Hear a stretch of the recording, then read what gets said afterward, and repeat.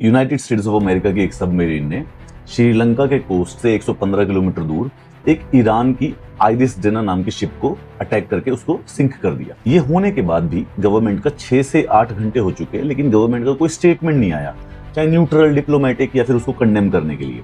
Government को जो support करते हैं वो ये कहते हैं कि हम क्या करें, ये तो इंटरनेशनल वाटर्स में, ये तो इंटरनेशनल वाटर्स में। But here is the problem. सबसे पहले Indian Navy welcomes IRS Dena. ये जो आईआरएस डेना था, ये विशाखापट्टनम में इंटरनेशनल नेवी एक्सरसाइज के लिए आया हुआ था।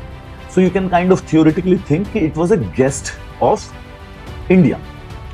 Now no doubts about it, India का गेस्ट था, इसका ये मतलब थोड़ी ना था कि भाई इसको यहां से विशाखापट्टनम से ईरान छोड़ के आना था। बिल्कुल सही है।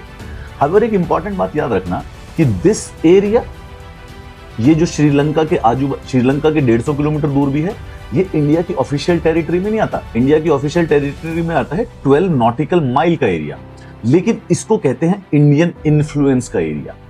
इस एरिया के अंदर जो भी होता है वो मोटा मोटी इंडिया की रिस्पॉन्सिबिलिटी है, और अगर हमसे बिना पूछे हो रहा है तो इसका मतलब हमारे ऊपर एक प्रकार से क्वेश्चन उठा हुआ है। Everybody is trying to defend कि यार अरे इसमें क्या करे भाई, ये तो इंटरनेशनल वाटर्स है, ये तो श्रीलंका से 115 किलोमीटर दूर था, इसमें भारत क्या करेगा, ये तो टेरिटोरी में आता ही नहीं है, ये तो इंटरनेशनल वाटर है। पहले अगर ये इंटरनेशनल वाटर में भी था तो वही वो शिप इंडिया की गेस्ट थी। भाई इंडिया को स्टेटमेंट तो देना चाहिए, क्या हो गया, क्यों नहीं दे रहे, ऐसी क्या समस्या आ गई, इतना क्या न्यूट्रल रहने की जरूरत पड़ गई, या इतना कौन सा प्रेशर है। दूसरा, इट डजंट मैटर अगर वो इंटरनेशनल वाटर में था, this goddamn area is called as the Indian Ocean, this is an Indian influence. इसके अंदर चाइनीज सबमरीन तब आती है ना, तो वो भी सिक्योरिटी का इश्यू होता है। एक लास्ट क्वेश्चन पूछूंगा, जो भी लोग इस बात को सपोर्ट कर रहे हैं कि इसमें हम क्या करें, इसमें तो इंडिया कुछ कर ही नहीं सकता, जरा इसका जवाब देना। ये वर्ल्ड मैप है, क्या रशिया या चाइना की हिम्मत है इस एरिया के अंदर किसी शिप को डुबा देने की, क्योंकि ये तो इंटरनेशनल वाटर्स में आता है। इस एरिया में ये यूके के इन्फ्लुएंस में या फ्रांस के इन्फ्लुएंस में जो आता है, इसमें रशिया या चाइना जाके कोई शिप डुबा सकते हैं? या ये जो साउथ चाइना वाला सी है, इसमें जाके इंडिया कोई शिप डुबा सकता है अपनी सबमरीन से?